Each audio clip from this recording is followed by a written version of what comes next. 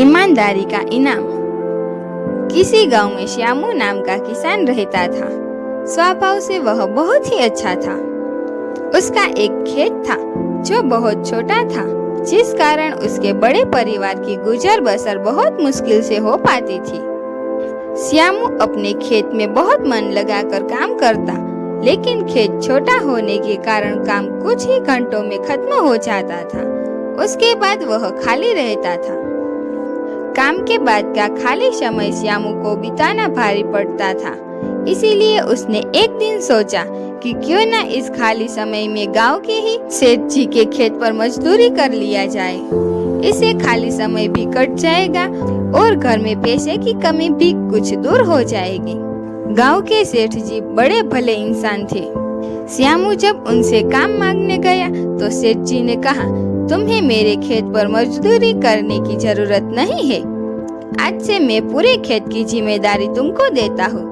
जो भी फसल होगी आधा मुझे दे देना और आधा तुम ले जाना। सेठ जी के इस भले व्यवहार से श्यामू बहुत खुश हुआ और अगले ही दिन उनके खेत पर काम शुरू कर दिया। वह प्रतिदिन सुबह सबसे पहले अपने खेत का काम खत्म करता और फिर सेठ जी के खेत में काम करने चला जाता था।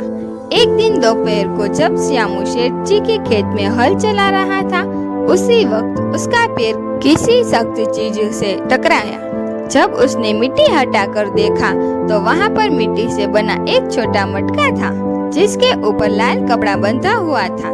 श्यामू पहले तो थोड़ा डर गया, लेकिन फिर भी उसने थोड़ा साहस करते हुए मटके पर बंधा कपड़ा हटाया। जैसे ही उसने मटके के अंदर देखा, उसके आश्चर्य का ठिकाना न रहा। उसमें सोने के कई आभूषण थे। श्यामू को अब समझ ही नहीं आ रहा था कि वह इन कीमती आभूषणों क्या करे। एक और वह सोचता, इसे किसी सुनार को बेचकर अपने घर की पैसे की कमी हमेशा के लिए खत्म कर देता हूँ। वही दूसरे ही पल सोचना कि यह जमीन सेठ जी की है, ये उन्हें ही सौंपना उचित होगा। काफी देर तक उलझन में पड़े रहने के बाद वह अंत में सेठ जी के घर ही गया। उसने सेठ जी को सारी कहानी बताकर मटका उन्हीं के सामने रख दिया। मिट्टी का वह मटका देखकर सेठ जी उसे पहचान गए और बोले, ये मेरी दादी के आभूषण है। मैं कई वर्षों से इसे खोजने की कोशिश कर रहा था। मुझे पता ही नहीं था कि ये कहाँ गड़े हुए हैं। इन्हें अचानक खोजकर तुम्हें बहुत बड़ा उपकार किया है। तुम्हें इस काम के लिए कोई बड़ा इनाम तो मिलना ही चाहिए। सेठ जी, मुझे आपने अपने खेत पर काम दिया, यही बहुत है। अब मुझे कोई इनाम नहीं चाहिए। श्यामू ने सेठ जी के हाथ जोड़कर आग्रह किया। फिर सेठ जी ने कहा, श्यामू, मैं जानता हूँ तुम बहुत मेहनती और ईमानदार हो, लेकिन इनाम तो तुम्हें स्वीकार करना ही होगा। सेठ जी थोड़ी देर रुके और फिर कहा, मेरे जिस खेत पर तुम काम कर रहे हो, आज से वह तुम्हारा है। तुम उसके मालिक हो।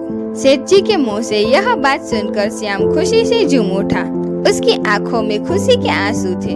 वह मन ही मन सोच रहा था कि यदि वह लालच में पड़कर अपनी ईमानदारी को भूल जाता तो उसे इतना बड़ा इनाम नहीं मिलता। सीख, ईमानदारी सबसे अच्छी नीति है। थोड़े से लालच के लिए किसी के साथ बेईमानी नहीं करनी चाहिए। हेलो दोस्तों, अगर आपने अभी तक मेरे चैनल को सब्सक्राइब नहीं किया तो जल्दी से जाके सब्सक्राइब कीजिए और लाइक करें, शेयर करें और कमेंट करें। Thank you.